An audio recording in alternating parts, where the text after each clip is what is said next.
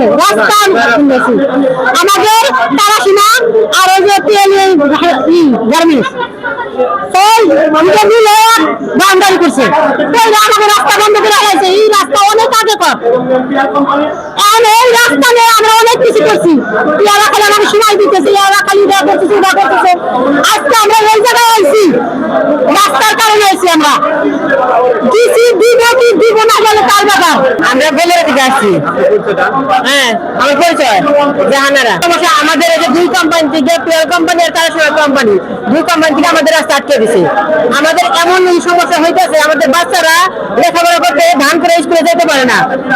একটা রুগী নিয়ে আমরা মানিকগঞ্জে আসতে পারি না, এত কষ্ট আমাদের হয়। আমরা রাস্তা ফেরত চাই। আমার নাম মোহাম্মদ রিয়াজুল ইসলাম, আমি স্টুডেন্ট, বেরেন্দ্র কলেজে পড়ি, বিএসএস এর স্টুডেন্ট, ব্যাচেলর অফ সায়েন্টিফিক সায়েন্সের স্টুডেন্ট আমি। আমরা আজকে আমাদের আঞ্চলিক যে রাস্তা আছে, এই রাস্তাগুলো আজ দুটো প্রতিষ্ঠানের কাছে জিম্মি। আমাদের পূর্বপুরুষ যারা ছিল তারা এই রাস্তাতে চলাচল করেছে, কিন্তু Piyal company and Tarasima limited, Dora, Bhanpura union, Saturia থানা, জেলা মানিকগঞ্জ, এই দুটা কোম্পানি মিলে মাঝখান দিয়ে একটা ওয়াল দিয়েছে। এই একটা ওয়ালের মাধ্যমে দুটো প্রতিষ্ঠান রাস্তাটাকে আটকে দিয়েছে। আমাদের গোলবাসী সহ আমাদের পিছনে আর 4-5টা গ্রাম আছে, তারা যাতায়াত করতে পারে না।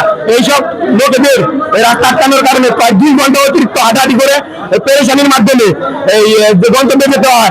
এই রাস্তা দিয়ে হাজার হাজার লোক যাতায়াত করতো, কিন্তু ভাই দুঃখের বিষয় কি, এই কোম্পানি যখন হয় তারা আমাদেরকে কথা দেয় যে আমরা রাস্তা করে দেবো, কিন্তু যখন ফ্যাক্টরি করে আসে তখন তারা চালাকি করে রাস্তা বন্ধ করে দেয়।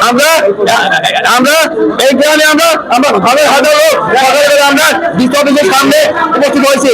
উত্তেজনক ঘটনার মতো ঘটনা ঘটে আজকে মানিকগঞ্জে, যে মানিকগঞ্জের ডিসি সাধারণ জনগণের কথা মাথায় না নিয়ে পিছনের গেট দিয়ে চলে গেছে।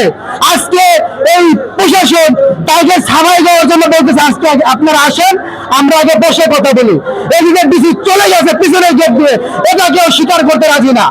সাধারণ জনগণ তাদের একটা রাস্তা পাওয়ার জন্য ডিসির অফিসের নিচে এসে শান্তিপূর্ণ অবস্থান কর্মসূচি করেছে। তারা ডিসি স্যারকে আবেদন জানিয়েছে যে আমরা একটু সাক্ষাৎ করতে চাই। ডিসি স্যার একটা মিটিং শেষ করে তাদেরকে কোনো আশ্বাস না দিয়ে তার অফিসের পিছনের একটা গোপন রাস্তা দিয়ে সে চলে গেছে। কিন্তু তারা ডিসি স্যার এই সাধারণ জনগণের সাথে কোনো প্রকার সাক্ষাৎ তো দূরের কথা, আশ্বাস তো দূরের কথা, একটু বলেও যায় না যে আমি একটা গুরুত্বপূর্ণ মিটিং এ যাচ্ছি। এখন জনগণের দাবি ডিসি স্যার না আসা পর্যন্ত তারা ডিসি অফিস ছাড়বে না, এখানে প্রয়োজন অনশন করতে পারে। আমরা ডিসির সাথে কথা বলেই যাবো, কারণ হচ্ছে কি ডিসি সাহেব আমাদের নিচে দেখছে আমরা মানববন্ধন করতেছি, উনি আসার পরে তাকে সাক্ষাতের জন্য চিঠি দিচ্ছি, সে দেখছে সে আমার সাথে দেখা করবে। যখন আমরা খুব বেশি লোক 4-5 জন লোকের উপরে আসছিলাম, উনি তার আগে কিছু লোকের সাথে সাক্ষাৎ করছে। যখন আমাদের সিরিয়াল বাইরে গেছে। 29শে জানুয়ারি আমরা একটা অবরোধ কর্মসূচি করছিলাম ঢাকা আরিচা হাইওয়ে রোডে। সেই দিন এই এসপি সেই দিন হচ্ছে আমাদেরকে প্রতিশ্রুতি দিছিল যে আমাদের রাস্তা ফিরিয়ে দেবে। তার প্রেক্ষিতে আমরা আলোচনায় বসছিলাম মালিক পক্ষের সাথে, প্রশাসন সহ। সেই দিন ওনারা হচ্ছে আমাদের বিকল্প রাস্তার প্রস্তাব দেয়, যা আমাদের জন্য একেবারে উপযোগী নয়। তারপরে ওনারা যে বিকল্প রাস্তার প্রস্তাব দেয় সেটা বাস্তবায়ন হওয়া যোগ্য, সেটা কি হলো নিজে মনে করে মালিক পক্ষকে বলছে আপনারা যে রাস্তার প্রস্তাব দিচ্ছেন এটা বাস্তবায়ন হওয়া যোগ্য, বাস্তবায়নের যোগ্য একটা রাস্তার প্রস্তাব দেন। তারপরে কি হলো, ওই মালিক পক্ষের সাথে যোগাযোগ করার ফলে মালিক পক্ষ বলছে আপনি এই বিষয়ে এত উদ্বিগ্ন কেন? টিওনো বলছে আমি এই সাটুরিয়া থানা টিওনো, আমি উদ্বিগ্ন থাকবো না, তাহলে কে উদ্বিগ্ন থাকবে? ওনারা বলছে আপনারা আর এখানে নাক বলাইতে হবে না, আমরা ডিসির সাথে কথা বলবো, এই কথা মালিক পক্ষ বলছে। তারপর আমরা ডিসির কাছে আসছি, টিওনোর সমস্ত রিপোর্ট ডিসি স্যারকে দিচ্ছে, কিন্তু তারপর আমরা ডিসির কাছে আসার পরে ডিসি মনে একটা পাঠিয়ে কি হয়েছিল আপনাদের আমি তো জানি না, অথচ আমরা 6 ঘন্টা অবরোধ করছি সেটাকে জানি না। তার টিওনোর সাথে এসপির সাথে দফায় বৈঠক হয়েছে, সে বলে আমি জানি না। তাকে বললে বলে আমার নামে মামলা হইব, মালিক মামলা করবো। আসলে আমার ছেলেটা স্কুলে যাওয়ার জন্য 2 কিলোমিটার ঘুরে যায়, একজন 5 বছর বয়সী শিশু যদি তার 2 কিলোমিটার ঘুরে স্কুলে যেতে হয়, তার স্কুলে যাওয়ার ইচ্ছা থাকে না। একজন অসুস্থ ব্যক্তিকে হাসপাতালে নিতে 2 কিলোমিটার ঘুরে তারপরে গাড়ি পর্যন্ত পৌঁছে আমরা এখন কার্যত বন্ধু জীবনযাপন করতেছি। অতএব আমাদের এইটা ফলাই দেওয়ার কিছু নাই, উড়াই দেওয়ার কিছু প্রশাসনের গুরুত্বের সাথে এটা বিবেচনা করতে হবে। ডিসি অফিসে যখন আমরা মানববন্ধন অবরোধ করি তখন কিছু 10 মিনিট চলাকালে আমি ডিসি স্যারের সাথে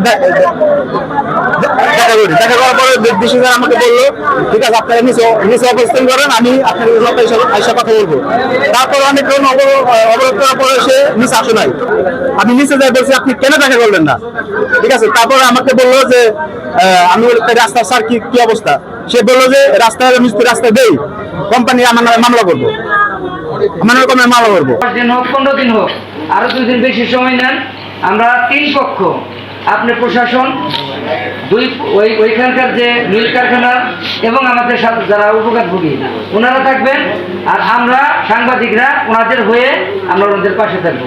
আপনি একটা পরিবেশ তৈরি করেন, আলোচনা করেন, ফিল্ডে যান, যা যা করবেন আমরা আপনাদের সহযোগিতা করবো এবং এই জনগণ আপনাদেরকে সহযোগিতা করবে।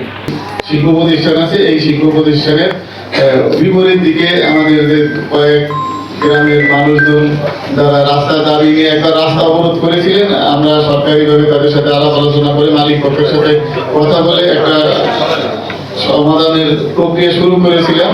এখন সেই প্রক্রিয়া মালিক পক্ষের আশ্বাস মালিক পক্ষ বাস্তবায়ন করার না কারণে বা তারা যেভাবে আশ্বাস দিয়েছিল সেইগুলো বাস্তবায়ন করা সম্ভব। আগামী সপ্তাহে আমাদের কয়েকজন প্রতিনিধি এই মিটিং এ যারা আমরা আছি, আমাদের রিয়াজ আছে, আমাদের সালাউদ্দিন, আমাদের প্রেস ক্লাবের সভাপতি সেক্রেটারি, আর স্থানীয় 2-3 জন মুরব্বী, এই 5-7 জন মিলে এই জায়গাটা পরিদর্শন করবে। প্রয়োজনে আমি যদি ওই সময় সরকারি কোনো দায়িত্বে না থাকে আমি নিজে গিয়েও যদি দেখতে পারি, ইনশাআল্লাহ আমি নিজে গিয়ে দেখবো। দেখে আপনারা যে কথা বললেন যে রাস্তা বাঁধা আছে, ওই বিষয়গুলো আমরা সবকিছু দেখবো থিওরিটিক্যালি, দেখে এসে পরিস্থিতি বুঝে তারপরে আমরা যারা মালিক পক্ষ আছে, আমরা কোনো স্টাফের সাথে বলবো না, যারা ডিরেক্টর আছে বা মালিক পক্ষ আছে, কারণ স্টাফের সাথে বসলেও ডিসিশন দিতে পারবে না। এবং আমরা ওইখানে যাই হোক একটা লিখিত ডিসিশন নেওয়ার চেষ্টা করবো ইনশাআল্লাহ। যদি লিখিত ডিসিশন পাই সেই অনুযায়ী আমার কাছে মনে হয় যে আলোচনাই হচ্ছে সবচেয়ে বড় সমাধানের মাধ্যম। আর আমি অনেক কথা বেশি করে বলতে পারতাম, কিন্তু আমার লিমিটেশন গুলো আইন দ্বারা আমার দায়িত্ব নির্ধারিত। আমি কোনো ধরনের বেআইনি কিছু করতে পারবো না এবং আমি বেআইনি কিছু করিও না। আমি কি কাজ করি এটার ব্যাপারে আমি সচেতন আছি। পাশাপাশি আমি চাইবো যে আলোচনায় এটা সমাধান হয়, আইন পর্যন্ত আমাদের যাওয়া না লাগে, কারণ আইনের প্রক্রিয়া অত্যন্ত জটিল। আমাদের যেই জায়গায় রাস্তার সমস্যা আছে সেই রাস্তাগুলোরও সমাধান করা সম্ভব হবে। বিশেষ করে আমাদের যে আপনারা যে দাবি নিয়ে আসছেন সেই রাস্তাটা, পাশাপাশি আমাদের এইখানের যে রাস্তাটা আছে এখানে তারা একটু সম্প্রসারণ হইলে আমাদের যান জট করে সব সমস্যাই আমি মনে করি আলোচনার মাধ্যমে সমাধান হওয়া সম্ভব।